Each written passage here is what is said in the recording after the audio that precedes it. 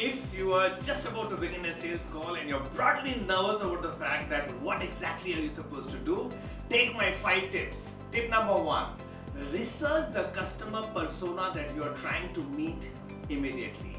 Tip number 2, understand the usage pattern of the customer in terms of how much and how many times does the customer use your product.